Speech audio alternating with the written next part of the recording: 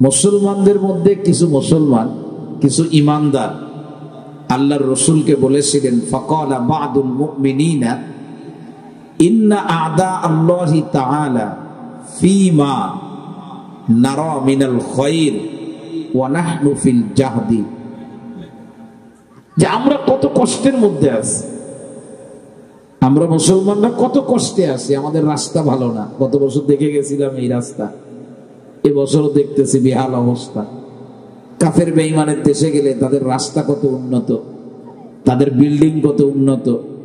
এজন্য আমরা অনেক সময় মুসলমান দেশ ছেড়ে এখন কাফেরদের দেশে যাই, নিজেদেরকে স্বাবলম্বী করার জন্য, সুন্দর রাখার জন্য, ভালো থাকার নিয়াতে আমরা বিদেশে চলে যাই। ওদের জীবনযাত্রা দেখে তো আসলে আশ্চর্য হওয়ার মতো। ওদের বাথরুমের কন্ডিশন, আমাদের বেডরুম তো অত ভালো না। ওরা যে খাবার খাওয়ার পরে ফেলায় দেয়, আমাদের যে খাবারটা আমরা গ্রহণ করি সেইটাও অত ভালো হয় না।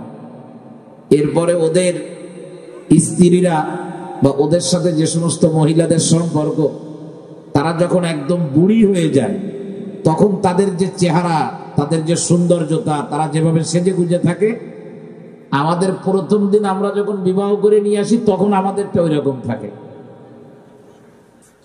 ওরা বিমানে চলে, এক জায়গা থেকে আর এক জায়গায় যায়, বিমানে যায়। ওদের রাস্তার মধ্যে জ্যাম বেঁধে যায়, তো আমাদের রাস্তায় জ্যাম বেঁধে গেলে তো পড়ে থাকা লাগে, ওদের পড়ে থাকা লাগে না। ওরা যে কত উন্নত, সে গাড়ি নিচে এক ধরনের রড লাগানো আছে, সুইচ চাপ দেয়, গাড়িটা জ্যামের থেকে যাতে সে সামনে যেতে পারে, গাড়ি এরকম উপরে চলে যাচ্ছে। আর ওই একটা রডের নিচে ছোট ছোট দুইটা চাকা লাগানো। যে গাড়ি আগে 4 চাকায় চলতেছিল, ওই গাড়ি এখন 1 বিঘা জায়গার ভিতর দিয়ে চলা শুরু করে, সবার উপর দিয়ে চলে যায়।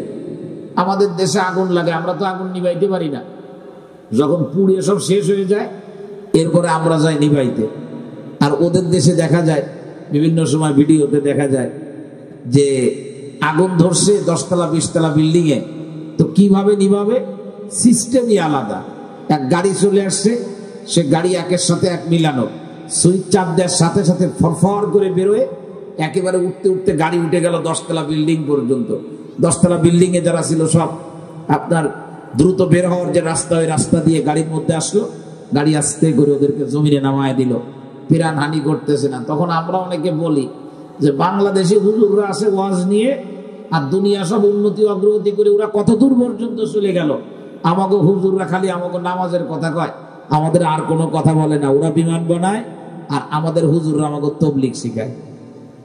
বলেন কি বলেন না? বলেন না আপনারা এইগুলা?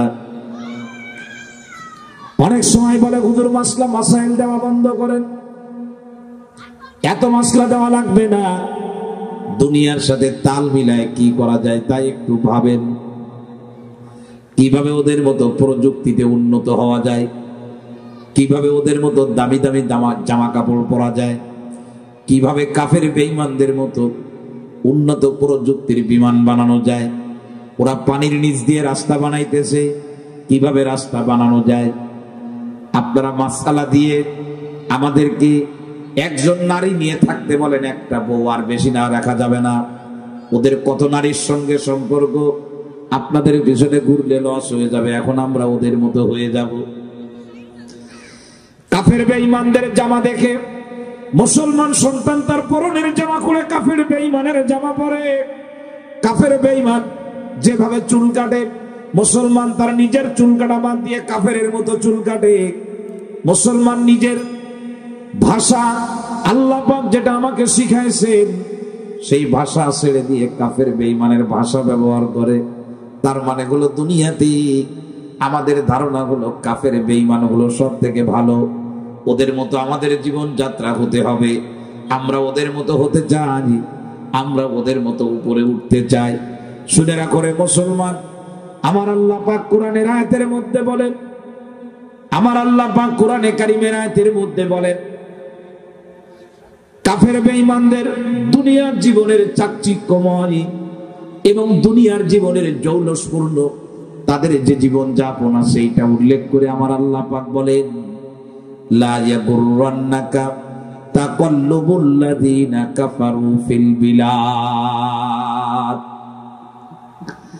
আমার আল্লাহ পাক বলেন কাফেররা দুনিয়ায় যে জীবন যাপন করে, ওদের অফিস আদালত, ওদের কথা, ওদের ঘর, ওদের বিল্ডিং, ওদের গাড়ি, দুনিয়ার জীবনে ওদের যে চলাফেরা, ওদের যে গতিবিধি, খবরদার খবরদার ও ইমানদার, তোমরা যারা আমার সাথে ইমানের মাধ্যমে আমার সাথে সম্পর্ক করেছ, তোমরা যারা ইমানের বন্ধনে আবদ্ধ হয়েছ, তোমরা যারা পরকালকে বিশ্বাস করো, জাহান্নামের আগুন থেকে বাঁচতে চাও, তোমরা যারা আমি আল্লাহ সন্তুষ্টি অর্জন করতে চাও, আমি আল্লাহ তোমাদেরকে সতর্ক করে দিলাম, কাফের বেঈমানের জীবন মান, কাফের বেঈমানের দুনিয়ার জীবনের জৌলুসপূর্ণ জীবন, এইটা কোনো অবস্থায় যেন তোমার ধোকার মধ্যে ফেলে না দেয়। তার মানে ওদের দেখে তুমি যেন আমার থেকে দূরে চলে না যাও, এই কথা কখনো যেন মনে না করো। মুসলমান হিসেবে জীবন যাপন করলে কিছুই তো হবে না, আমি তো কোনো ভোগই করতে পারবো না। মুসলমানদের সঙ্গে চললে আমি তো আমার জীবনের কোনো চাহিদা পুরা করতে পারবো না, এর জন্য আমাকে কাফের বেঈমানের মতো হতে হবে। এই ধোঁকা কোনোদিন খেও না, খেও না। আমার আল্লাহ পাক বলেন লা ইয়াগুররান্নাকা, তুমি ধোঁকা খেও না, তাকাল্লুবুল্লাযীনা কাফারু ফিল বিলাদ, কাফের বেঈমান এই দুনিয়ার মধ্যে তারা যে চলতেছে, তাদের চলাফেরা দেখ, তোমাকে যেন ধোঁকার মধ্যে ফেলে না দেয়। তুমি শুনে রাখো, ওরা যে দামি দামি গাড়ির ভিতরে চলতেছে, মার্সিডিজ গাড়ি, ওদের সম্পর্ক আমার সাথে না। ওরা দুনিয়ার ভিতরে মার্সিডিজ গাড়িতে চলে, ওরা বাজার করতে যায় বিমানের ভিতরে, ওরা সকাল বিকাল রাত দুপুর 24 ঘন্টার জীবন এই দুনিয়াতে কোনো কষ্ট ছাড়া একদম বসে বসে খায়। আমার আল্লাহ পাক বলেন ভালো করে শুনে রাখো, ওদের জীবন যাত্রা দেখে কোন রকম ধোঁকা খাবা না। তার কারণ হলো ওরা যা কিছু নিয়ে চলতেছে এই দুনিয়ায়, ওদের যে জৌলুস, ওদের জীবন যাত্রার যে উন্নতি তোমরা দেখতেছো, আমার আল্লাহ পাক বলেন মাতাউন কলিল, জান্নাতের তুলনায় এটা একদম অল্প।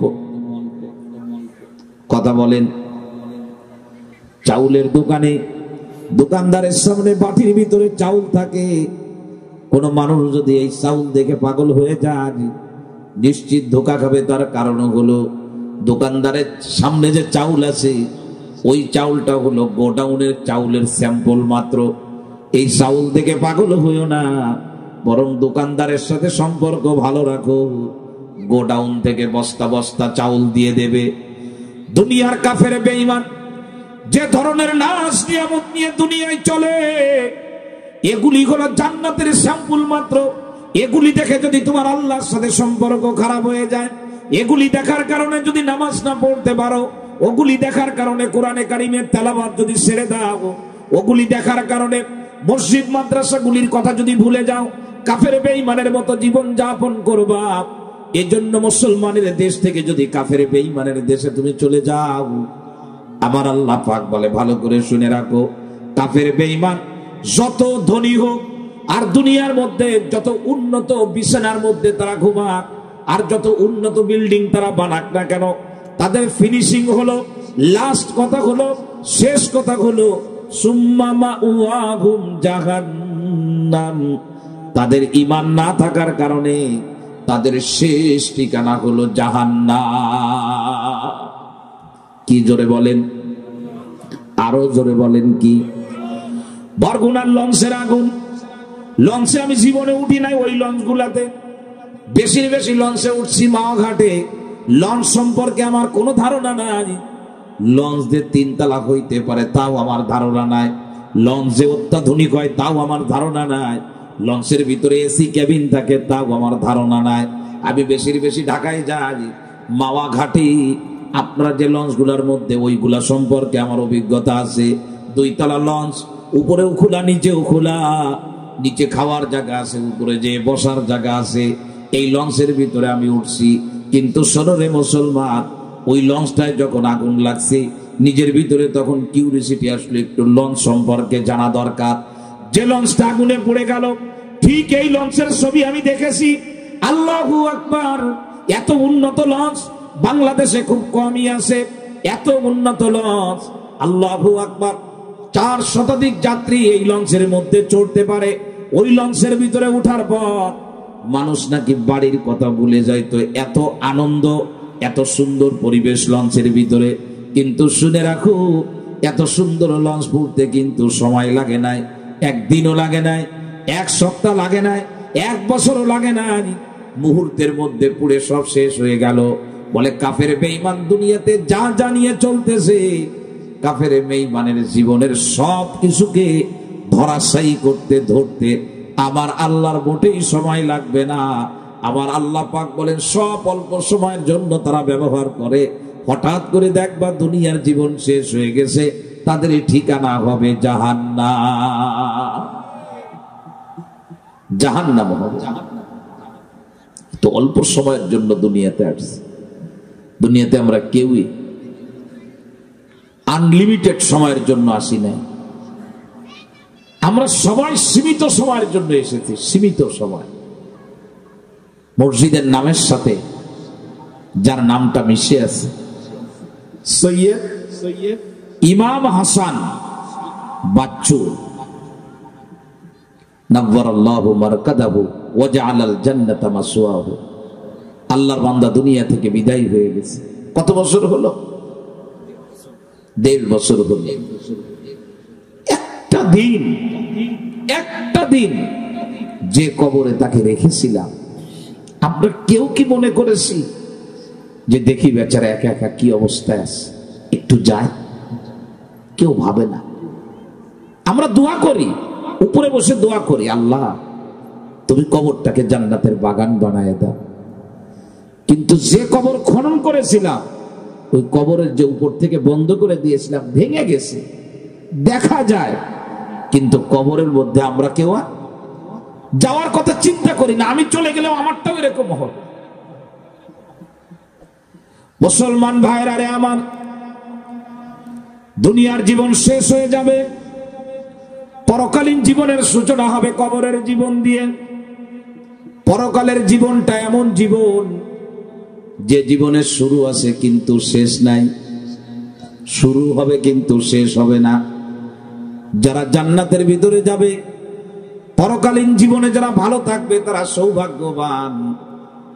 কিন্তু যাদের পরিস্থিতি খারাপ হবে, পরকালীন জীবনে তারা বারবার বলবে এই জীবন আমাদের দরকার নাই, শেষ করে দাও, আমাদের মৃত্যু দাও।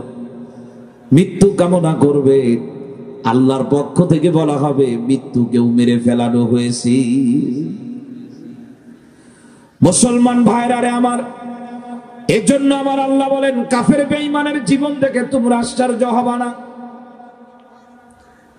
ওদের কাছে অঢেল পরিমাণে সম্পদ আছে। মুসলমানের দেশগুলাতে 1 টাকার মান দেয়, ওদের দেশের 1 টাকা আমার দেশে শত শত টাকার মান দেয়। আমরা বুঝি না তো, উড়াইতে থাকি। কোন একজন কাফের বেঈমান রে দামি কোন গাড়ির মধ্যে দেখলে আমরা এরকম করে তাকায় থাকি।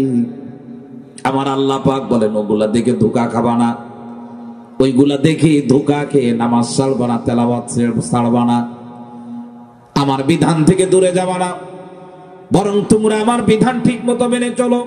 আমার আল্লাহ পাক বলেন এই দুনিয়াতে কাফের বেঈমানের কাছে যা যা আছে, এর থেকে লক্ষ কোটি গুণ বেশি আমার আল্লাহর কাছে আছে। আমার আল্লাহ পাক বলেন ও দুনিয়ার মানুষ, আমার সাথে যদি সম্পর্ক ভালো করে মাটির কবরে ঢুকতে পারো, এমন এক জান্নাত আমি তোমাদেরকে দেব, এমন এক বাগান আমি তোমাদেরকে দেব, এমন এক ঘর আমি তোমাদেরকে দেব, এমন কিছু সুন্দরী রমণী তোমাদেরকে আমি দেব, এমন খাবারের ব্যবস্থা তোমাদের জন্য আমি করব। আমার আল্লাহ পাক বলেন এমন এক বাজারের ব্যবস্থা আমি তোমাদের জন্য করব। ওই জান্নাতের ভিতরে এত দামি পোশাকের ব্যবস্থা আমি তোমাদের জন্য করব। মালা আইনুন রাত ওয়ালা উযুনুন সামিয়াত, বলে আমি যা তোমাদেরকে দেব, আমার লোকগুলারে আমার সাথে যারা সম্পর্ক করবে, আমি আল্লাহ তাদেরকে যা যা দেব, এটা কোনোদিন কোনো চোখ দেখে না, কোনো কান কোনোদিন শোনে না, এমনকি কোনো অন্তর কোনোদিন চিন্তাও করে না। মুসলমান ভাইরা আমার, মাঝে মধ্যে বলি কি দেখে আমরা আশ্চর্য হই, কাফের বেঈমানের উন্নত গাড়ি দেখে আশ্চর্য হই। শোনো, কিয়ামতের ময়দানে পরকালের জীবনে আমার চলার জন্য আমার আল্লাহ পাক এমন যানবাহনের ব্যবস্থা করবেন ইমানদার ব্যক্তি যখন কবর থেকে উঠবে ইয়াউমা নাহশুরুল মুত্তাকিনা ইলার রহমানি ওয়াফদা। তাফসীরের এক কিতাবের বর্ণনায় আসে, এক তাফসীরের বর্ণনার ভিতরে আসে ইয়াউমা নাহশুরুল মুত্তাকিনা ইলার রহমানি ওয়াফদা, বলে ইমানদার ব্যক্তিকে যখন কবর থেকে উঠায় আল্লাহর কাছে নেওয়া হবে এমন এক যানবাহন দেওয়া হবে যে যানবাহনের পিঠের উপরে বসার জন্য দুনিয়ার কোনো কাপড় দিয়ে কোনো আসন তৈরি করা হবে না, বরং পুরা আসনটাকে আল্লাহর পক্ষ থেকে ফেরেশ স্বর্ণ দিয়ে তৈরি করা হবে। দুনিয়ার সব থেকে দ্রুতগামী যানবাহন যেটা আছে ওই যানবাহনেরও চলে, তার দ্রুততা সেটাতে কত দ্রুত এটা মেপে আপনারে বোঝানো যাবে। কিন্তু আমার আল্লাহ পাক বলেন কবর থেকে আমার বান্দা যখন উঠবে কিয়ামতের ময়দানে আল্লাহর কাছে যে যানবাহনের মধ্যে যাবে এই যানবাহন কত দ্রুতগামী হবে। আল্লাহু আকবার। আবার নবীকে আমার আল্লাহ পাক জানিয়েছেন মানুষের অন্তরের পরিবর্তন। আমার অন্তরের ভিতরে আমি এখন খুলনা নিয়ে ভাবতেছি, হঠাৎ করে আমি আমেরিকা নিয়ে ভাবনা শুরু করে দিলাম। এই যে খুলনা থেকে আমেরিকায় চলে গেলাম, মাঝখানে কোনো সেকেন্ড লাগে নাই, কোনো মিনিটও লাগে নাই, ঘন্টাও লাগে নাই।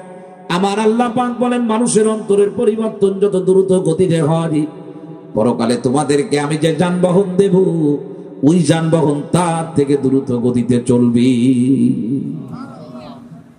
কি আছে নবীজির এক হাদিসের মধ্যে আছে, কি দেখে আমরা পাগল হয়ে, আমার তো বুঝে আসে নামাজই পড়ে না, বলে হুজুর আমি উন্নত বিশ্বে থাকি। উন্নত বিশ্ব মানে হুজুর ও জায়গায় গাঁজা খাইতে লাইসেন্স লাগে না, মদ খাইতে কোনো রেজিস্ট্রেশন নাম্বার লাগে না, কিছুই লাগে না, আমি উন্নত দুনিয়ায় উন্নত বিশ্বে থাকি। কি উন্নত বিশ্বে থাকেন আপনি? বলে ওই দেশে নারী পুরুষ যৌন চাহিদা পুরা করে, ঘর লাগে না, রাস্তাঘাটে কুত্তো বিড়ালের মতো করে। এ যদি হয় দুনিয়ার উন্নত বিশ্ব, তো অনুন্নত বলবো কোনটাকে? আমি আপনাদের কাছে এই প্রশ্ন রেখে যাই, এটা যদি হয় উন্নত তো অনুন্নত কোনটা? আমরা মাঝে মধ্যে এই বাংলাদেশের অজপাড়াগায় পড়ে থাকা মানুষ, আমরা মাঝে মধ্যে মাইকে বক্তৃতা দিতে যে মাঝে মধ্যে আমরা বলি যে আমরা উন্নত বিশ্বের সাথে তাল মিলিয়ে চলতেছি। ওই উন্নতির কোনো দাম নাই যে উন্নত বিশ্বে মানুষের জীবনের কোনো নিরাপত্তা নাই। ভালো করে শুনেন, আমার দেশের একজন যুবক গত 1 বছর আগে আমেরিকাতে তারে শুধু হত্যা করা হয় না, করাত দিয়ে তারা হাতগুলা কাটা হয়েছে। কিসের উন্নত বিশ্ব? পা কাটা হয়েছে করাত দিয়ে, বৈদ্যুতিক করাত দিয়ে তার গলাটা কাটা হয়েছে। পৃথিবীর একজন সম্ভাবনাময় যুবক, এই যুবককে নির্মমভাবে বিদায় করে দেওয়া হলো। মাঝে মধ্যে আপনারা দেখেন, আমিও দেখি, স্কুলের মধ্যে ঢুকে এলোপাতাড়ি গুলি করে শত শত মানুষকে মারা হয়। কিসের উন্নত বিশ্ব? যেখানে মা সন্তানের আদর পায় না, সন্তান মাকে আদর করে না, সন্তান বাপকে আদর করে না। দুনিয়ার ভিতরে যেখানে স্বামীর কাছ থেকে একজন স্ত্রী ন্যায্য অধিকার বুঝে নিতে পারে না, একজন স্বামী তার স্ত্রীকে আদর আর যত্ন করে না, একজন স্ত্রী তার স্বামীর খেদমত করে না, সম্মান করে না, শ্রদ্ধা করে না, যেখানে মানুষের জীবনের কোনো নিরাপত্তা নাই। যারা আমার আল্লাহকে চেনে না, আমার আল্লাহরে মানে না, যারা দাঁড়িয়ে পানি খায়, যারা বাম হাতে পানি পান করে, যারা মিথ্যা কথা বলে, এ মুসলমান, তাদের সাথে আমরা তাল মিলাইতে যাই। তাল মিলাইও না, ওদের সাথে তাল মিলাইও না, কপাল পুড়ে যাবে। বরং এইখান থেকে ইউটার্ন দাও, পিছনের দিকে যাও। এই আন্দির ঘাটে ওই অজপাড়াগার ভিতরে যার বাড়ির ওয়ালও পাকা করতে পারে না, কিন্তু ঘরের ভিতরে যে তুমি খবর না গো, স্বামী আর স্ত্রী দুইজনে এক বিছানায় ঘুমায়, ওদের ঘরের ভিতরে যে খবর না, ওদের না ঘুম পড়ার জন্য কোনো ঘুমের ঔষধের দরকার হয় না। ওই ছোট্ট ঘরের ভিতরে, জীর্ণ শীর্ণ ঘরের ভিতরে যাও, জিজ্ঞাসা করো কেমন আছো? বুড়ি আর বুড়ো দুইজন মিলে তোমার দিকে তাকায় বলবে আল্লাহ বড় ভালো রাখছে। বলে তোমার ছেলেরা কি করে? বলে আমার ছেলেরা পাশের ঘরে আছে, আবার ছেলেরা প্রতিদিন কামলা দেয় মাঠের ভিতরে। সৈয়দ ইমাম হাসান বাচ্চু সাহেবের ঘেরের ভিতরে কাজ করে আমার বাচ্চারা। জিজ্ঞাসা করবেন তোমার সন্তান কি তোমাকে সম্মান করে, শ্রদ্ধা করে? আল্লাহু আকবার। বুড়ো আর বুড়ি বলতেছে এই জমিনের ভিতরে আমার সন্তানের মতো আর কারোর সন্তান না। উন্নত বিশ্বের মতো হওয়ার দরকার নাই। ভালো করে শুনে রাখো, উন্নত বিশ্বের মতো হওয়ার দরকার নাই। রব্বে কারীমের সঙ্গে সম্পর্ক ঠিক রেখে ব্যাক চলে যাও, অজপাড়াগার ভিতরে চলে যাও। অশিক্ষিত মানুষ ভালো করে নিজের নামটাও বলতে পারে না, ভালো করে বাংলা ভাষা বলতে পারে না, ইংরেজি তো বলার প্রশ্নই আসে না।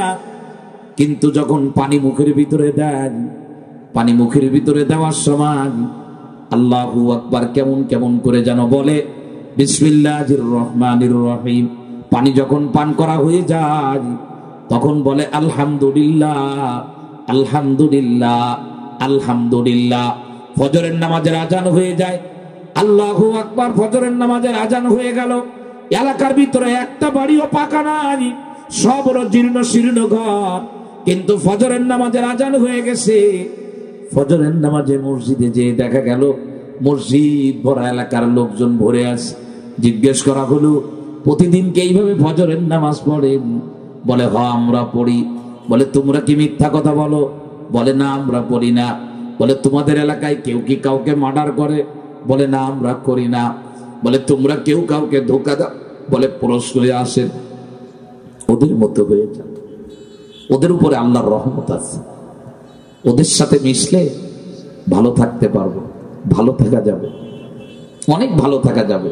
নবীজি বলতেন, হাদিসের মধ্যে আসছে, আমার বানানো কথা না। নবীজি বলতেন তোমরা আমার জন্য গরিব মানুষ তালাশ করে নিয়ে আসো। নবীজি বলতেন তোমরা আমার জন্য দুর্বল মানুষ তালাশ করে নিয়ে আসো। নবী আমার বলতেন তোমরা আমার জন্য মিসকিন তালাশ করে নিয়ে আসো। এ মুসলমান ভাইরা রে আমার, কে আছে এই দুনিয়ার মধ্যে বলবে আমার জন্য গরিব তালাশ করে আনো? কে আছে বলবে আমার জন্য যাও দুর্বল মানুষ তালাশ করে আনো? বরং দুর্বল মানুষের দেশ বাংলাদেশ রেখে আমি আমেরিকাতে যাব, আমি বিদেশের মাটিতে পাড়ি দেব। এটা আমার স্বপ্ন, আমি নিজের প্রতিষ্ঠিত করব। বাংলাদেশের টাকা পয়সা নিয়ে কানাডায় বাড়ি বানাবো, কানাডার ভিতরে থাকবো। শোনো, তুমি বিপদে পড়ছো, বাংলাদেশ থেকে পালিয়ে কানাডায় যাইতে গেছো, তোমারে ঢুকতে দেয় না। এই হলো দুনিয়ার উন্নত দুনিয়ার নাম। আজকে তুমি কারোর কাছে পাত্তা পাও না, আল্লাহরে বাদ দেওয়ার কারণে। আল্লাহ জমিনের ভিতরে তোমারে বাদ দিয়ে দিয়েছেন, আল্লাহ বাদ দেওয়ার কারণে। গতকালকে অনলাইন নিউজে দেখলাম তার বউ তারে বাদ দিয়ে দেওয়ার সিদ্ধান্ত নিয়েছে, থানায় মামলা দিয়ে দিয়েছে। বেচারা কত বড় কম বিপদে পড়ছে, মাথায় চুলও নাই, যাবার নতুন করে বিবাহ করবে।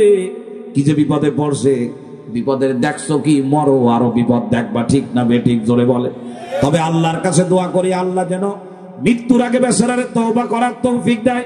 তার কারণে হলো তওবা করে যদি কবরে যেতে পারে মাথার চুলও পাবে, আবার জান্নাতে মানুষও হইতে পারবে, ঠিক না বেঠিক জোরে বলে। আমরা তার কল্যাণ কামনা করি। জানি না এই কথা তার কান পর্যন্ত পৌঁছাবে কিনা।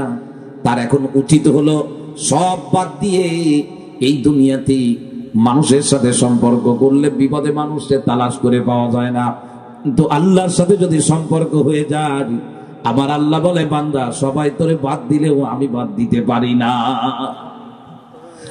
মুসলমান ভাইরা রে আমার, নবীজি বলতেন যাও ফকিরদেরকে ডেকে নিয়ে আসো, মিসকিনদেরকে তালাশ করো, যারা অসহায় দুর্বল তাদেরকে তালাশ করো। নবী আমার বলতেন অখ্যাত মানুষ যারা, যারা প্রখ্যাত না, এলাকার মানুষ যাদের মূল্যায়ন করে না, এই শ্রেণীর যারা আছে তাদেরকে তালাশ করে আনো। নবীজিকে প্রশ্ন করা হয়েছে এই ধরনের মানুষকে তো কেউ তালাশ করে না, এদেরকে তালাশ করার কারণ কি? আজকের এখানে বসে আছেন মরহুম সৈয়দ ইমাম হাসান বাচ্চু সাহেবের সন্তান আছেন, ভাই আছেন, আপনারাও আছেন। আমার থেকে আপনারা অনেক আমলওয়ালা। আমি আপনাদেরকে ছোট্ট করে বলে দিয়ে যাইতেছি, অত্যন্ত দিলের কথা, একেবারে ইখলাসের সাথে বলি। নবীজি বলতেছেন আমি যে তোমাদেরকে বললাম গরিব তালাশ করো, আমি তোমাদেরকে বললাম দুর্বল তালাশ করো, আমি তোমাদেরকে বললাম অক্ষত মানুষ তালাশ করো, এর কারণ হলো ওই যে আসমান থেকে জমিনের মধ্যে রিজিক আসে, আর আমাদেরকে যে রিজিক দেওয়া হচ্ছে, এই রিজিক কোন ধনীর কারণে আমাদেরকে দেওয়া হয় না। লাআল্লাকা তুরযাকু বিহিম। নবী আমার বলেন, এই গরিব মিসকিন আর অখ্যাত মানুষ যাদেরকে কেউ মূল্যায়ন করে না, যাদের মতো কেউ হইতে চায় না, এদের কারণে আল্লাহ তোমাদেরকে রিজিক দেয়। কি দেয় বলেন? মুসলিম শরীফের সহিহ হাদিস। ওদেরকে আমরা বাদ দিয়ে দিচ্ছি। এজন্য আমি গরিব দেশ থেকে ধনী দেশে যাই। ধনী দেশে যাওয়ার পরে লক্ষ লক্ষ কোটি কোটি টাকা কামাই করি। আজকে মাগরিবের নামাজের পরে এক যুবক আসছে, আমি চিনি না, রুমের সামনে যে বলতেছে, হুজুর 10টা মিনিট কথা বল। খুব ব্যস্ত, আমি পড়াশোনা করতেছিলাম, এইগুলাই তখন করতেছিলাম। আমি বললাম, সংক্ষেপে বলো তো, কি বলবা? বলে, হুজুর আমার আব্বা সারা জীবন বিদেশে থাকছেন, আমরা জন্ম হয়েছি, জন্মগ্রহণ করেছি, আমার আব্বা দেশে ছিলেন না, কখনো আসছেন, মায়ের পেটে আল্লাহ তাআলা আমাদেরকে দিয়েছেন, আমরা দুনিয়ায় আসছি। বাপের সবসময় দেখার সৌভাগ্য হয় নাই, বাপ বিদেশে ছিলেন, লক্ষ লক্ষ টাকা বিদেশ থেকে কামাই করেছেন, কামাই করে করে বাংলাদেশে বাপ টাকা পাঠায় দিয়েছে। বলে, লক্ষ লক্ষ টাকা কামাই করেছেন, এই খুলনায় বাড়ি, লক্ষ লক্ষ টাকা পাঠাইছেন, কিন্তু এখন আব্বা বাংলাদেশে আসার পরে কেমন যেন পাগলের মতো হয়ে গেছে। বলে, আব্বা আমাকে দেখতে পারে না, আমার বোনকে দেখতে পারে না, আমার মারে দেখতে পারে না। হুজুর আমার আব্বারে কেউ মনে হয় তদবির করেছে, আমার আব্বা কেমন যেন প্রতিবন্ধী মতো হয়ে গেছে, মাতাল মাতাল ভাব। আমার নানা বলছে আপনার সাথে কথা বলতে, আপনি একটু চিকিৎসা দিলে কোনো ফায়দা হতে পারে। শোনরে মুসলমানের থেকে নজিরবিহীন দৃষ্টান্ত আর কিছু হতে পারে না। আমি যে জায়গায় আছি এই জায়গায় থাকি, আমি আমার আল্লাহটা নিয়ে সন্তুষ্ট থাকি। আমার আল্লাহ পাক আমাকে যা দিয়েছেন, আমি কাফের বেঈমানের টাকা থেকে তার দিকে দৌড়াইতে পারি না, বরং আমার কাজ হলো আমার আল্লাহর সাথে সম্পর্ক করা। আমার আল্লাহ পাক বলেন, ও বান্দা আমার সাথে সম্পর্ক করবা, এই জমিনে কোনোদিন না খেয়ে থাকবা না, তোমাদের খাবার আমি আল্লাহ তাআলা তোমাদেরকে খাওয়াবো। একটু পরে হাদিস শোনাইতেছি, কোন ধোঁকা আমরা খাবো না, ধোঁকা খাওয়ার চেষ্টাও করব না। মুসলমান ভাইরা রে আমার, উন্নত বিশ্বের সঙ্গে তাল মিলিয়ে চলার স্লোগান দিতে যে পরনের কাপড়টাকেও ছোট বানায় ফেলালাম। উন্নত বিশ্বের সাথে তাল মিলাবো, আমি আমার সন্তানটাকে আরবিও শিখাইতে পারলাম না। আমার ছেলে এখন আরবি পড়তে পারে না। বলে, হুজুর কি কি মিডিয়াম যেন বলে? বলে, হুজুর অমুক মিডিয়াম স্কুলে পড়ে। বোঝেন তো হুজুর, আবার একটু আশা আছে যে ওরে উন্নত বিশ্বে যদি একটু সেটেল করা যায়, এস্টাবলিশড করা যায়, উন্নত বিশ্বের সাথে যদি ওরে একটু মানে লাগায় রাখা যায়। হুজুর আমার তো আমার আব্বা গরিব ছিল, আমার আব্বা বুঝতো না, এজন্য আমারে বেশি শিক্ষিত বানাইতে পারে নাই হুজুর। আমি ওই একটু কোরআন শরীফ পড়তে পারি হুজুর, নামাজ কালাম পড়ি, আমি তো আসলে ওইভাবে ভালো ইংরেজিও বলতে পারি না। তো আমার আব্বা যেটা পারে নাই হুজুর, আমার নিয়ত আমি যেন আমার সন্তানকে একটু কিছু করে যাইতে পারি। এজন্য ওরে উন্নত বিশ্বে উন্নত মানের মানুষ বানানোর জন্য হুজুর ওরে আমি অমুক জায়গায় দিয়ে দিচ্ছি। তো ওখানে হুজুর ওই মানে আরবি ঠারবি এগুলো আসলে ওইভাবে দেখা হয় না, কারণ একটা উন্নত প্রতিষ্ঠান, তো একটু উন্নত করে শিখায়, উন্নত করে শিখাইতেছি, উন্নতর সাথে তাল মিলাইতেছি। আমি উন্নত বিশ্ব থেকে আমদানি করছে ছেলে মেয়েরা, ছেলেরা গেঞ্জি পরে, ছেলেরা প্যান্ট পরে, ছেলেরা জুতা পরে, ছেলেরা মোটর সাইকেল চালায়। আমরা এখন কি বলবো, আফসোসের কথা, আমরা এখন ওই উন্নতর সাথে তাল মিলাইতে যে আমরা আমার যে পোশাক, সে পোশাকটা আমরা বাদ দিয়ে দিচ্ছি, বাদ দিয়ে এখন উন্নতটা পড়তেছি আমরা। সারা জীবন আমার কত বড় সুযোগ ছিল, আমার স্বামী মোটর সাইকেল চালাইতো, আমি পিছনে বসে বসে যেতাম। এখন উন্নত বিশ্বের সাথে তাল মিলাচ্ছি, স্বামীরে মোটর সাইকেলের পিছনে নিছি, আর আমি মোটর সাইকেল চালাচ্ছি, স্বামী পিছনে বসা। কি ব্যাপার, স্বামী বসা, আপনি মোটর সাইকেল চালান? বলে হুজুর উন্নত বিশ্বের সাথে একটু তাল মিলায় চলতেছে। আগে গরু দিয়ে নাঙল চষতাম, এখন আমি নিজেই চষতেছি। উন্নত বিশ্ব, গরু সব বসায় রাখছি। এটি উন্নতর সাথে মিলল? আমি আমার নিজের ধ্বংস করে ফেলাইতেছি। আমরা যা দেখি ওইটা দিকে পাগল হয়ে যায়। আবার আল্লাহ পাক বলেন, পাগল হইও না, পাগল হইও না, পাগল হইও না, ওদের বাজার দেখে পাগল হইও না। নবী আমার বলেন, ইন্না ফিল জান্নাতি লাসুকাত, নবী আমার বলেন জান্নাতীদের জন্য জান্নাতের মধ্যে একটা বাজার বানানো হয়েছে। যেহেতু দুনিয়াতে নিকৃষ্ট জায়গা হলো বাজার, বাজারে যাওয়ার মজা আমরা অনুভব করতে পারি না, বাজারের সময় আমরা কম দেই। এজন্য আমার আল্লাহ পাক বলেন, আমি আল্লাহ জান্নাতি মানুষের জন্য জান্নাতের মধ্যে একটা বাজার বানাবো, যাতে বাজারে যাওয়ার যে মজা এটা সে নিতে পারে। জান্নাতি ব্যক্তি বাজারে যাবে, বিশাল বড় বাজার, আল্লাহু আকবার। নবীজি বলেন, বাজারের মধ্যে কোনো বিক্রেতা নাই, বাজারের মধ্যে যারা যারা ঘুরতেছে সব হলো ক্রেতা, কোনো বিক্রেতা নাই, কোনো দোকানের কোনো মালিক নাই। মালিক হলেন একজন, তার নাম কি জোরে বলে? ওই দোকানের ভিতরে যখন কোনো জিনিস জান্নাতি ব্যক্তি পছন্দ করবে, ধরা লাগবে না, দাম করা লাগবে না। আপনি কোনো জিনিসের দিকে তাকায় মনে মনে বলতেছেন, জিনিসটা বড় চমৎকার, যদি কোনো ক্রেতা থাকতো এটা নিয়ে যাইতাম, দোকানদার থাকলে এটা আমি নিয়ে যেতাম। আমার নবী বলেন, ও জান্নাতি তোমরা শোনো, আমার উম্মতরা তোমরা শোনো, জান্নাতি ওই জান্নাতের বাজার থেকে ঘুরে বাজারে আসবে, ঠিক যে জিনিসটা বাজারে পছন্দ করছে এসে দেখবে তার ঘরের ভিতরে তার আগেই হাজির হয়ে গেছি। নবী আমার বলেন, আরো শোনো, আমেরিকার ওয়াশিংটন থেকে পাগল হয়ে গেছো, ওয়াশিংটন থেকে পাগল হয়ে গেছো, শোনো রে শোনো, পৃথিবীতে বহু শহর আছে যে শহরগুলো দেখে মানুষ পাগল হয়ে যেত, কিন্তু কালের বিবর্তনে ওই শহর দেখে পাগল হওয়া তো দূরের কথা, মানুষ ভয়ে সেই জায়গায় যায় না। ঠিক না বেঠিক জোরে বলে? আমার বাড়ি অঞ্চলে কয়েকটা বিল্ডিং আছে, খুব পুরাতন বিল্ডিং। শুনছি নাকি ব্রিটিশ আমলে এই প্রাদেশিক সরকারের রাজধানী ছিল আমার বাড়ির এলাকা যশোরে, কেশবপুরে কি যেন একটা নাম, সে বিশাল বিল্ডিং। দিনের বেলায়ও বিল্ডিং এর কাছে যাইতে ভয় করে এমন বিল্ডিং, অথচ এই বিল্ডিং দেখতে না কত মানুষ একসময় আসতো। ঠিক না বেঠিক জোরে বলে?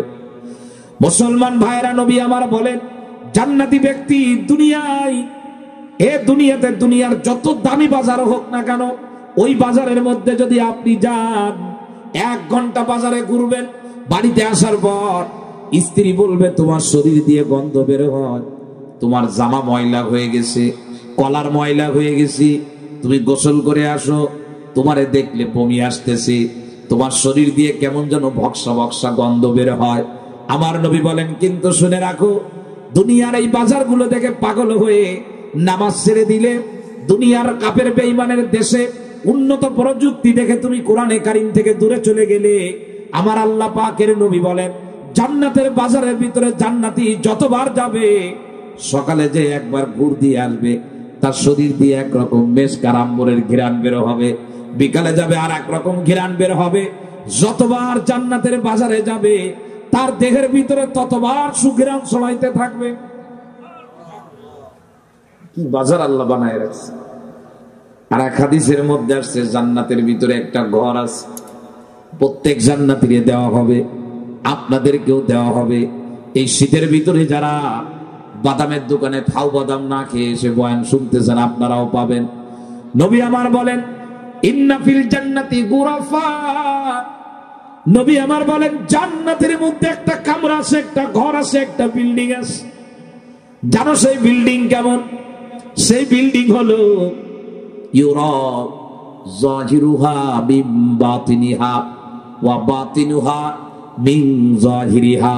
নবী আমার বলেন, এত উন্নত বিল্ডিং, ওই বিল্ডিংটা এমন হবে, একেবারে বিল্ডিং এর উপর থেকে নিয়ে নিচ পর্যন্ত বহুতল বিশিষ্ট এই বিল্ডিং এর ভিতর থেকে পুরাই বাহিরটা দেখা যাবে, আর বাহির থেকেও ভিতরে দেখা যাবে।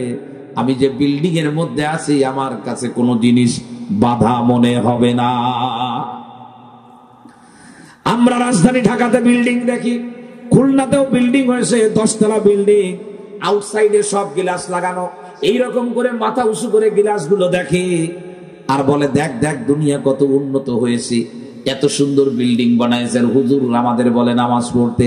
ও মুসলমান, নামাজের জন্য পড়তে বলি, ওই যে বিল্ডিং তুমি দেখতেছো, ওই বিল্ডিং দেখে যদি তুমি নামাজের পরিমাণ বাড়াইতে পারো, ওই বিল্ডিং দেখে যদি আল্লাহর সাথে সম্পর্ক গভীর আরো বেশি করতে পারো, এই বিল্ডিং এর তো ফ্লোর গুলা ঢালাই দেওয়া, ওই জান্নাতের মধ্যে এমন বিল্ডিং দেওয়া হবে, আল্লাহু আকবার, পুরা বিল্ডিং এর ভিতরে এক জায়গা থেকে আর এক জায়গা দেখা যাবে, ইন্টারকম লাগবে না। এমন এক জান্নাত আল্লাহ আমাকে দিবেন। এজন্য আমার আল্লাহ পাক বলেন, ওই জান্নাতে যদি যেতে হয়, আমি আল্লাহ যে হুকুম দিয়েছি হুকুমগুলো মানতে হবে যুবক। কিন্তু হুকুম মানার ক্ষেত্রে বাধা হলো পুলিশ না, হুকুম মানার ক্ষেত্রে বাধা আর্মি না, হুকুম মানার ক্ষেত্রে বাধা কোনো রাজনৈতিক লিডার না, হুকুম মানার ক্ষেত্রে বাধা হলো আমার চোখ। আমি চোখ দিয়ে যখন দুনিয়ার উন্নতি দেখি, তখন মনে হয় 3 দিন তবলিগে যে ভুল করছি, সর্বনায় যে ভুল করছি, আব্দুল কুদ্দুসের বয়ান না শুনে ফাও বাদাম খাইলে ভালো হতো, ভুল করছি। মুসলমান ভাইরা রে আমার, এজন্য চক্ষুরে কন্ট্রোল করো, মারাত্মক ভাবে কন্ট্রোল করো, মারাত্মক ভাবে চোখরে কন্ট্রোল করো, এমন ভাবে কন্ট্রোল করবা।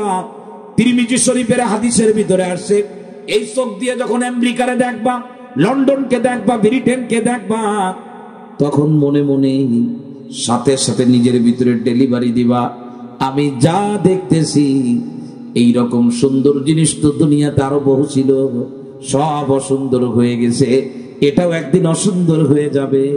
বরং আমার একজনের সাথে যোগাযোগ করা দরকার, যার বিল্ডিং এ একবারই রং করবে, দ্বিতীয়বার করা লাগবে না। তার নাম কি? জোরে বলি আল্লাহ। আল্লাহ পাক বলেন, লা ইয়াগুররান্নাকা তাকাল্লুবুল লাযীনা কাফারু ফিল বিলাদ। ওই কাফেরদের জীবন যাপন দেখে, ওদের গাড়ি দেখে তোমরা ধোঁকা খাবা না। শুনে রাখো, এটা অল্প দিনের জন্য তাদেরকে দেওয়া হয়েছে, অল্প দিন খাবে দাবে, তাফালিং দিতে থাকবে। আল্লাহু আকবার, আল্লাহু আকবার। এ দুনিয়ার মুসলমান, ওই যশোরে যাবেন, যশোরের চাষরা মোড় পার হয়ে এদিকে, আমাদের এদিক থেকে এইদিকে 2 সাইডে দেখবেন মাছের পোনা তৈরি করে, মাছের সারা ফুটায়। আল্লাহু আকবার। বিশাল এরিয়া। বিকাল বেলায় করে কি, জাল টান দিয়ে কিছু মাছরে আটকায় ফেলে, মাছের পোনাকে ওইগুলারে খাওয়ার জন্য রাত্রে সুন্দর করে খাবার দেয়। আবার কখনো কখনো বড় বড় ঘেরের ভিতরে রাত্রে জাল টেনে মাছগুলো একদিকে আটকায় খাবার দেয়, ওর ওজন বাড়ায়। মাছ খাবার পেয়ে মহা আনন্দের ভিতরে আসে, ভবের খাওয়া খায়। আর মাছ যেগুলা খাইতেছে, পাশে ঘেরের ভিতরে যে মাছগুলা ছাড়া আছে, ওইগুলারে কয়, তোরা আমাকে মতো দামি হইতে পারো না, আমরা দামি দামি খাবার খাইতেছি, এই দেখ কত সুন্দর খাবার আমাদেরকে দেশে। বাকি মাছগুলা বলতেছে, বেশি খাবার ভালো না, এই খাবার যে বেশি দিচ্ছে, তার মানে 2 দিন পরে তুমিও খাবার হবা। এই জন্য আমার আল্লাহ বলেন, ভালো করে শোনো, আমার আল্লাহ পাক বলেন সূরাতুল নাম 44 নম্বর আয়াত, আমার আল্লাহ পাক বলেন, ফালাম্মা নাসু মা যুক্কিরু বিহি ফাতাহনা আলাইহিম আবওয়াবা কুল্লি শাই হাত্তা ইযা ফারিহু বিমা উতু আখাযনাহুম বাগতাতান ফাইদা হুম মুবলিসুন। তরজমা যদি কাছে থাকে বের করেন, সূরাতুল নাম 44 নম্বর আয়াত। আল্লাহ পাক বলেন, ফালাম্মা নাসু মা যুক্কিরু বিহি, ওদেরকে যা যা স্মরণ রাখতে বলা হয়েছিল, যা যা করতে বলা হয়েছিল, এই দুনিয়াতে মানুষ যখন সেইগুলো ভুলে যায়, যা করতে বলা হয়েছে সেইগুলো ভুলে যায়। তার মানে নামাজ পড়তে বলা হয়েছে, নামাজের কথা ভুলে যায়। জিকির করতে বলা হয়েছে, জিকিরের কথা ভুলে যায়। মসজিদ বানাইতে বলা হয়েছে, মসজিদের কথা ভুলে যায়। মানুষকে সাহায্য করতে বলা হয়েছে, তাও যখন তারা ভুলে যায়। এক কথায় আল্লাহর বিধান যখন ভুলে যায়, আমার আল্লাহ পাক বলেন, এ শুনে রাখ, আমার বিধান যখন জমিনের মধ্যে কেউ ভুলে যায়, আমি আল্লাহ তখন কি করি তোরা শুনে রাখ। ফাতাহনা আলাইহিম আবওয়াবা কুল্লি শাই। সমস্ত সফলতার দরজা আমি আল্লাহ ওদের জন্য খুলে দেই। কি করে দেই জোরে বলে? কথা বলে না। কি করে দেই জোরে বলে? আল্লাহু আকবার। সব সফলতার দরজা খুলে দেয়। আমেরিকার সফলতার দরজা খোলা, ব্রিটেনের সফলতার দরজা খোলা, কাফের বেঈমান ইসরায়েলের বলে যে সফলতার দরজা খোলা। কিন্তু আমরা মুসলমান এই জমিনে আমাদের সফলতার দরজাগুলা বাহ্যিকভাবে মনে হয় সবই বন্ধ। ঠিক না বেঠিক জোরে বলেন? আর বন্ধ তো থাকবেই, শুনে রাখো, বন্ধ তো থাকবে। এ কথা আমার নবী ১৫০০ বছর আগে বলেছেন। আমরা তো দুনিয়ায় দরজা খোলার চেষ্টা করি না। আমরা খালের ভিতরে বালু ভরাট করে পোলাটিং করে বিক্রি করার চিন্তা করি না। আমরা আরেকজনের জমি জোর করে নেওয়ার চেষ্টা করি না। একজন রাজনৈতিক লিডারকে গুলি করে পাখির মতো মেরে তার পথটা দখল করার চিন্তাও মুসলমান করে না। মুসলমান আরেকজনের বুকের উপরে ইট দিয়ে আঘাত করে আল্লাহু আকবার দুনিয়াতে সম্পদের মালিক মুসলমান হতে চায় না। মুসলমান জমিনের মধ্যে থাকে, যা হবে আর যা পাবে এই দুনিয়ার কোনো কিছু নিয়ে চিন্তা করে না। মুসলমান চিন্তা করে কি নিয়ে জোরে বলি? জান্নাত নিয়ে চিন্তা করে, দুনিয়া নিয়ে করে না। আল্লাহ পাক বলেন ওরা যখন আমার থেকে দূরে চলে যায় আমি তখন ওদের সামনে দুনিয়ার সফলতার দরজাগুলো খুলে দিই। কি খুলে দিই জোরে বলেন? কথা বলে না। খুলনায় ব্যবসা করলে 1 মাসে ব্যবসা হয় মাত্র ৯০,০০০ টাকা। শুনছি নাকি ইটালিতে রাস্তায় ভিক্ষা করলে মাসে ইনকাম হয় কয়েক লক্ষ টাকা। আমার একজন ভিডিও দেখায় ইটালিতে এক পার্কের ভিতরে হকারগিরি করতেছে। হাতের ভিতরে আমাদের দেশে বলে ওই যে হাওয়া মিঠাই যেটাকে বলে, এটা বিক্রি করতেছে। আমার ছবি দেখায় বলে হুজুর এই লোকটা গুলো বাংলাদেশি লোক। এর বাংলাদেশে ঢাকা শহরে কয়েকটা বাড়ি আছে।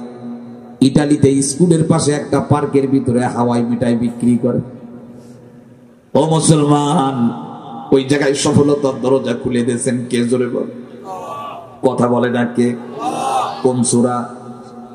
সূরাতুল আনআম আয়াত নাম্বার হলো ৪৪। বাড়িতে যে আজকে আপনারা দেখবেন আল্লাহ বলেন আমারে যারা ভুলে যায় আমি আল্লাহ তাদেরকে সফলতার দরজা সব তাদের সামনে খুলে দিই, সব খুলে দেই। শোনো মুসলমান শোনো, পুকুরের ভিতরে কোনো মাছ যদি অন্যায় করা শুরু করে, ছোট মাছগুলারে খায়, লাফ দিয়ে বাইরে যেতে চায়, ওই মাছটার জন্য পুকুরের মালিক খাবারের দরজা খুলে দেয়, ওর জন্য স্পেশাল খাবার দেয়, ওরে কোন রকম আদর আর যত্ন করে। লোকজন বলে সারা পুকুরের ভিতরে মাছ, কোনটারে এত যত্ন করেন না, বড়টারে এত যত্ন করেন, তার কারণ কি? কয় আগামী শনিবারে ওইটারে ধরে কুরবানি দেব। এ দুনিয়ার মুসলমান কত গরু, সব গরুরে খাওয়ানোর জন্য মাঠে বেঁধে রেখে আসছে, কিন্তু একটা গরু মাঠে দেয় না, বাড়ির দরজার সামনে বেঁধে ওইটারে সুন্দর করে খোল খাইতে দেয়, এরপরে কোড়া খাইতে দেয়, আদর আর যত্ন করে, ওরে আবার নিজের হাতে গোসল করায়। লোকজন বলে এতগুলো গরুর মধ্যে এটারে এত যত্ন করতেছেন, তার কারণ কি? বলে নাঙ্গলে দিলে ঠিক মতো দাঁড়ায় না, পানি আনতে গাড়িতে লাগাইলে ঠিক মতো চলে না, জায়গায় বসে পড়ে, এজন্য মিজাজ খারাপ হয়ে গেছে। ওই বাকিগুলারে রাখবো, এইটারে এবার কুরবানি সবাই করে দেব। আমার আল্লাহ কয় কাফের আর বেঈমান যখন তাফালিং দিতে থাকে, পৃথিবীতে মানুষ যখন আল্লাহরে ভুলে যায়, আল্লাহ পাক বলেন যারাই আমারে ভুলে যায় আমি তাদের সফলতার দরজা খুলে দিই। দরজা যখন খুলে দিই, হাত্তা ইজা ফারিহু বিমা উতু, যা আমি তাদেরকে দিয়েছি এইটা নিয়ে তারা অত্যন্ত আনন্দের মধ্যে থাকে, উল্লাসের মধ্যে থাকে। আল্লাহু আকবার, মসজিদে নামাজ পড়া যায় না, ওদের বাজির আর পটকার আওয়াজের কারণে এত আনন্দ করতে থাকে। এই দুনিয়ার মধ্যে জিকির আর তেলাওয়াত করা যায় না ওদের কারণে। আল্লাহ পাক বলেন খুব আনন্দিত হয়ে যায়।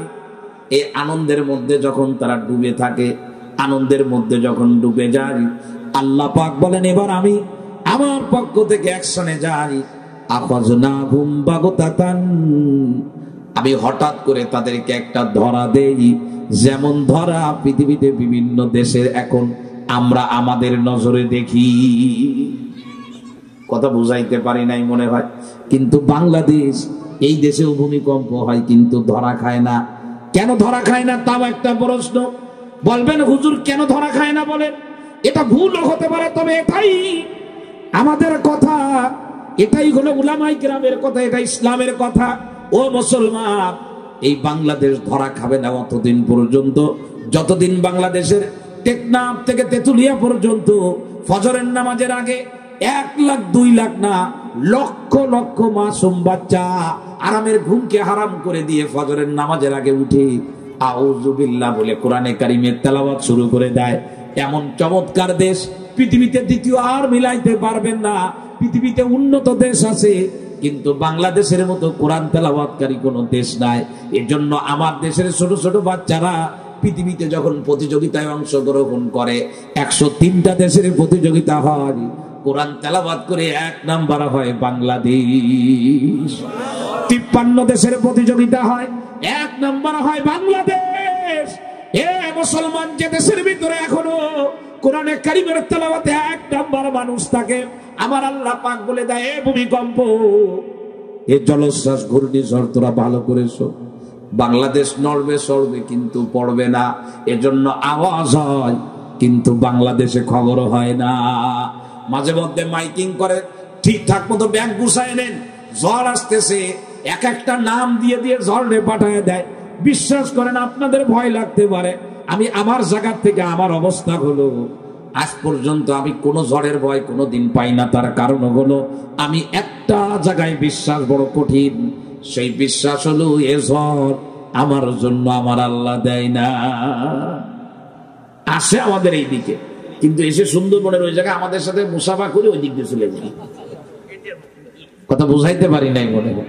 এই জন্য বাংলাদেশের একজন বড় আলেম, উনি বলছে বাংলাদেশ নড়ে চড়ে কিন্তু পড়ে না। কথা বলে না, কি হয় না? জোরে বলেন, কথা বলেন, কি হয় না? আল্লাহু আকবার। বিদেশে টাকা আছে যার, আল্লাহর সাথে অহংকার গর্ব আছে তার। আর আমার দেশে ওয়াজ হইতেছে, আপনারা বসে আছে, কত টাকাওয়ালা মানুষ আপনারা ফ্লোরের মধ্যে বসা আছেন, ফজরের আজান হয়ে যায়, এখনো পর্যন্ত আমার দেশ ওই মোড়লগঞ্জে চলে যান, পাইকগাছা কইরাবন চলে যান, আমরা তো লাশ সাহেব আমরা ফজরের নামাজ পড়ি না। গ্রাম অঞ্চলে যান, দেখবেন মুরব্বী মানুষ ফজরের আজান হয়ে গেছে, আস্তে করে ঘুম থেকে উঠছে, উঠার পরেই পুকুরের পাড়ে যে কোন রকম নেমে উজু করতেছে। পাইকগাছা এলাকা, কয়ের এলাকায় উজু করার পর চাচা এখন সোজা হাঁটছে মসজিদের দিকে। আমি গত 2 দিন আগে মাদারীপুরের এক মাহফিলে বয়ান শেষ করছি 12টার দিকে। আল্লাহু আকবার। এক মুরব্বী উঠে দাঁড়ায়ছেন, ঠিক মতো দাঁড়াইতে পারে না, ওর চেহারার দিকে তাকায় আমি একরকম হতভম্ব হয়ে গেছি। বলে কি 80-90 বছর বয়স হবে, ঠিক মতো দাঁড়াইতে পারে না। আমার বলতেছে, হুজুর, আমি বললাম এত অসুস্থ মানুষ আপনি আসছেন কেন? বলে আমার বাড়ির পাশে দিনের কথা আলোচনা হবে আর আমি আসবো না। হুজুর, তা হতে পারে না। আমার আল্লাহ পাক বলেন, বাংলাদেশে এই মানের মানুষ আছে, উন্নত বিশ্বে যাওয়ার দরকার নাই, ওদের কাছে যাও, কপাল খুলে যাবে, কপাল খুলবে, কপাল খুলবে। উন্নত লঞ্চে গেছে, উন্নত লঞ্চ। বলে হুজুর, কে যেন আমার কবে বলছিল যে হুজুর ঢাকার থেকে বরিশালে যাবেন, একটা লঞ্চ আছে, নাম বললো। বলে এই লঞ্চ? হুজুর, এমন কোন জিনিস নাই যা ওই লঞ্চের মধ্যে নাই। আপনি যদি লঞ্চে যান হুজুর, আপনার জীবন, আপনি যাইতে লঞ্চে নামলে তো আপনি জীবন তো সফলই হবে না। কি যে গল্প দেয় এক একজন, বুঝছেন? বিপদ যখন হয়ে গেছে, আল্লাহ তাআলা যারা দুনিয়া থেকে বিদায় হয়েছেন, মাল ইমান তাদেরকে শহীদে মৃত্যু দান করেন। কত মানুষ পুড়ে কি যে হয়ে গেছে, চিকিৎসাধীন অবস্থায় আছে।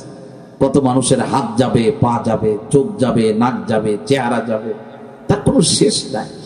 আমরা বুঝি না, ওইগুলো দেখে এখন আমরা পাগল হয়ে যাই, পাগল হয়ে যায় আমরা। শোনেন নাই, বিমান 400 যাত্রী নিয়ে রওনা দিয়েছে, আজও সেই বিমানকে খুঁজে পাই নাই। এ তো পৃথিবীর ঘটনা, পৃথিবীর ঘটনা। কয়েকদিন আগে ইন্ডিয়াতে ঘটনা ঘটলো, ইন্ডিয়ার সব থেকে উন্নত হেলিকপ্টার, তাদের সেনা প্রধান, কয়েক লাইনে প্রধান, তাকে নিয়ে রওনা হয়েছে, সেইটা জ্বলে পুড়ে ছারখার হয়ে গেল, মানুষগুলো সব মারা গেল। আমরা কারে উন্নত বলতেছি? উন্নত তো সে যার সম্পর্ক কার সাথে। আরো জোরে বলেন, আরো জোরে বলেন। আমার আল্লাহ পাক বলেন, এটা কোনো উন্নত না। দামি জামা গায়ে দিলাম, নিঃশ্বাস বন্ধ হলো, দামি জামা খুলে নিল, সিলাইবিহীন কাপড়, যে কাপড় এলাকার রিক্সাওয়ালা ভ্যানওয়ালা পরে রওনা হবে আমারে পরাইলো, মাটির কবরে দিল। এই পোশাক পরে যদি কবরে শোয়া লাগে, কিসের আমি দামি কাপড় বানাইলাম আর কি দামি কাপড় আমি কিনলাম। বলে আল্লাহর সাথে যদি সম্পর্ক হয়ে যায়, মাটির কবরের ভিতরে যখন রাখবে, হাদিসের ভিতরে আসছে আমার আল্লাহ পাক ফেরেশতাদেরকে বলবেন, ও ফেরেশতারা, আমার বান্দার পুরনের কাপড় খুলে নিয়ে সিলাইবিহীন কম দামের একটা কাপড় দিয়ে কবরে রাখছে, এই কাপড় আমার বান্দা পরে থাকতে পারবে না। ও ফেরেশতারা, তোমরা চলে যাও, ওয়াল বিসুহু মিনাল জান্নাহ, জান্নাতের ভিতর থেকে তোমরা এক জোড়া পোশাক নাও, যে পোশাক আমি তারে জান্নাতের ভিতরে পড়তে দেব, ওই পোশাক তার কবরের ভিতরে তারে পরায় দিয়ে আসো। এ মুসলমান ভাইরা, এজন্য আমার কাছে এই দুনিয়ার কোন জায়গা আমার কাছে উন্নত মনে হয় না। অনেক লোক সুন্দরবনে যায়, আমি এমন এক আল্লাহর বান্দা, দীর্ঘদিন পর্যন্ত খুলনাতে কত লম্বা লম্বা সফর করে সুন্দরবনের কাছেও গেছি মাহফিল করতে, কিন্তু আশ্চর্য হবে, আজ পর্যন্ত কোনোদিন সুন্দরবন দেখতে যাইতে পারি নাই। মানুষ কক্সবাজারে যায়, আমি কোনোদিন যাইতে পারি না, আমার মন টানে না। কেন টানে না? আমি দুর্বল, আমার টাকা নাই, আমি বুঝি না, আমি অশিক্ষিত। আপনারা যে কোনো একটা বারে বলতে পারেন, কিন্তু আমি যে যাই না। আমার মতামত হলো, আমি কক্সবাজার দেখতে যাব, কক্সবাজার যিনি বানিয়েছেন তারে তো এখনো দেখতে পারি না। কোথায় কি দেখতে যাব? সুন্দরবন সুন্দর, তার থেকে তো আমার আল্লাহ লক্ষ কোটি গুণে বেশি সুন্দর। এখনো পর্যন্ত তার সাথে ভালো সম্পর্ক করতে পারি না। আমি কোথায় যাব? যাওয়ার কোনো তো আমি জায়গা দেখতেছি। মুসলমান ভাইরা রে, এই জন্য আমার আল্লাহ বলেন, দুনিয়ার চাকচিক্য দেখে, কাফের বেঈমানের জীবন যাপন দেখে খবরদার ধোঁকার ভিতরে পড়বা না, ধোঁকা খাবা না। আমার আল্লাহ পাক বলেন, হে পৃথিবীর মানুষ শুনে রাখো, আমি আল্লাহর সাথে যদি সম্পর্ক বহাল রাখতে পারো, ধোঁকায় পড়বা না। 5 ওয়াক্ত নামাজ ঠিক মতো পড়বা, মা বাপের খেদমত ঠিক মতো করবা, টাকনুর উপরে ঠিক মতো প্যান্ট পরবা, আল্লাহু আকবার চোখের হেফাজত করবা, মিথ্যা কথা বলবা না, এই দুনিয়ার মধ্যে মানুষের উপকার করবা, ক্ষতি করবা না, কারোর জমি দখল করবা না, মানুষকে তার ন্যায্য প্রাপ্য বুঝে দিবা। আল্লাহু আকবার। মসজিদ মাদ্রাসার বিরোধিতা করবা না, হৃদয় দিয়ে মসজিদ মাদ্রাসাকে ভালোবাসবা, উলামায়ে কেরামের বিপক্ষে যাবা না, উলামায়ে কেরামকে ভালোবাসবা, আল্লাহ এবং আল্লাহর দ্বীনকে ভালোবাসবা। আমার আল্লাহ পাক বলেন, এই গুণ নিয়ে যদি কবরের মধ্যে ঢুকতে পারো, আমার আল্লাহ পাক বলেন, লাকিনিল্লাযীনা তাকাউ রাব্বাহুম লাহুম জান্নাতুন তাজরি মিন তাহতিহাল আনহার। যারা আমার সাথে সম্পর্ক করে কবরের মধ্যে যারা ঢুকবে, আমার আল্লাহ পাক বলেন, আমি তাদের কেমন একটা জান্নাত দেব, যে জান্নাতের তলদেশ দিয়ে নহর প্রবাহিত হবে। ওই জান্নাতের মধ্যে ওরা যে ঢুকবে, শুনে রাখো, দুনিয়াতে দামি বিমানের মধ্যে ঢুকবা, জিদ্দা বিমানবন্দরে নামার পরে তোমারে বের করে দেবে, তুমি বের না হলে তোমারে ঘাট ধরে বের করে দেবে। তুমি আমেরিকারে উন্নত মনে করে বাংলাদেশ ছেড়ে আমেরিকায় গেলে, আমেরিকা বাংলাদেশকে উন্নত মনে করে আমেরিকা ছেড়ে বাংলাদেশে আসলে, একটা সময় পরে তোমার ঘাট ধরে বের করে দেওয়া হবে। আল্লাহু আকবার। তুমি সুন্দর করে ঘর বানাইলে, এত দামি ঘর, লক্ষ কোটি কোটি টাকা খরচ করে তুমি বানাইছো, পাইলিং করে তুমি বানাইছো, গাছ বোরিং করে তারপরে তুমি বানাইছো। উন্নত ঘর কাকে বলে? বাথরুম উন্নত, সব উন্নত করে বানাইছো।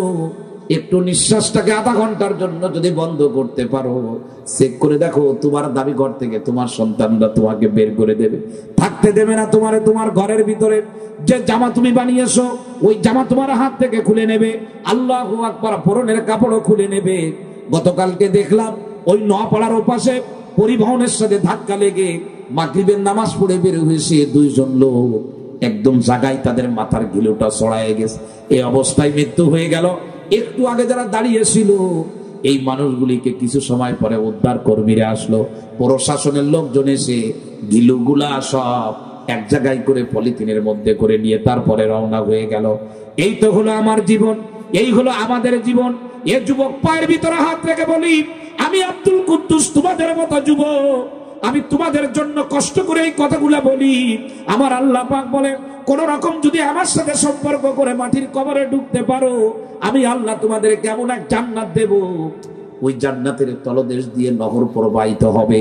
ওই জান্নাতের ভিতরে তুমি যে ঢুকবা, খালিদিনা ফিহা, ওই জায়গায় চিরদিন থাকবা, কেউ কোনোদিন আর বের করে দেবে না, কেউ কোনোদিন বের করে দেবে না।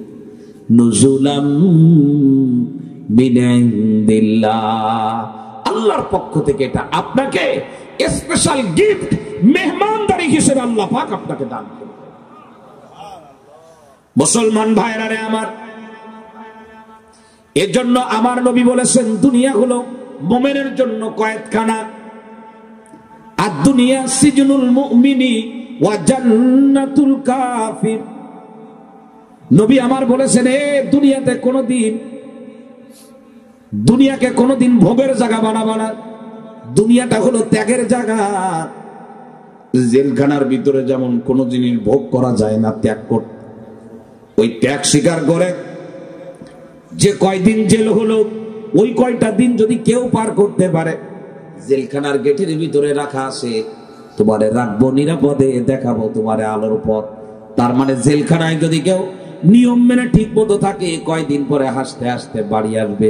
আমার আল্লাহ পাকের নবী বলেন এই দুনিয়াগুলো মোমেনের জন্য কয়েদখানা, এই জায়গায় মোমেন তার ইচ্ছা মতো চলতে পারবে না।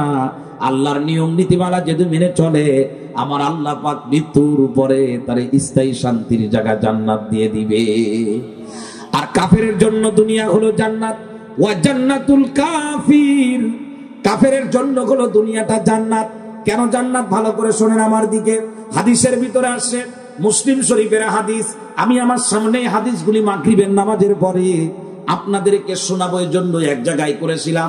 সংক্ষিপ্ত সময়ের আলোচনা, বিস্তারিত বলতে পারবো না। নবী আমার বলেন ইন্নাল কাফিরা ইজা আমিলা হাসানাতান, এই জমিনে কোনো কাফের যখন কোনো ভালো কাজ করে, কাফেররাও তো ভালো কাজ করে, কালভার্ট বানায়, রাস্তা বানায়, আমাদেরকে খাবার দেয়, কিন্তু ওদের একটাই ত্রুটি, সেই ত্রুটি হলো ওরা কার সাথে সম্পর্ক করে নাই। জোরে বলেন, কথা জোরে বলেন। ওরা লক্ষ টাকা খরচ করে, কিন্তু ওদের খরচের কোনো দাম পায় না, তার কারণ ওদের রেজিস্ট্রেশন নাম্বার নাই। কি নাই? জোরে বলেন। তার মানে ঈমান ছাড়া যত কাজ করবে, ওই কাজগুলি যখন ভালো কাজ করে কাফেররা, আমার আল্লাহ পাক বলেন উতইমা বিহা তুমাতান ফিদ দুনিয়া, ওই ভালো কাজ করার কারণে ইমানদারদেরকে জান্নাতের মধ্যে যা যা দেওয়া হবে, ওর কিঞ্চিত 100 ভাগের 1 ভাগের 100 ভাগের আবার 1 ভাগ মনে করেন অল্প কিছু খাবার, ওই ভালো কাজের জন্য যা পাওয়া লাগে, ওর অল্প কিছু খাবার কাফের বেঈমানদেরকে আমি আল্লাহ দুনিয়াতে খাওয়ায় দেই। কিন্তু শুনে রাখো, মুসলমান যখন ভালো কাজ করে, ইমানদার ব্যক্তি যখন ভালো কাজ করে, আমার নবী মুসলিম শরীফের হাদিসে বলেন ওয়া আম্মাল মুমিন, ওয়া আম্মাল মুমিনিন, আমরা যে ভালো কাজ করি না তা না, আমরা যে করি না তা না। সৈয়দ ইশতিয়াক হাসান এই মাহফিল করছে, দুনিয়ায় কিছুই পাবে না, কালকে পেপারেও আসবে না, মন খারাপ করার দরকার নাই, আমরা ভালো কাজ করি, দুনিয়াতে চাই না। নবী আমার বলেন আম্মাল মুমিন, মুমিন ব্যক্তি যখন কোনো ভালো কাজ করে, আল্লাহ রাব্বুল আলামিন বলেন মুমিনের ঈমানের রেজিস্ট্রেশন নাম্বার থাকার কারণে ফা ইন্নাল্লাহা তাআলা ইয়াদাখিরু লাহু হাসানাতিহি ফিল আখিরাহ, ওই ভালো কাজের পূর্ণ প্রতিদান আল্লাহ পাক পরকালে কিয়ামতের ময়দানের জন্য জমা করে রাখে।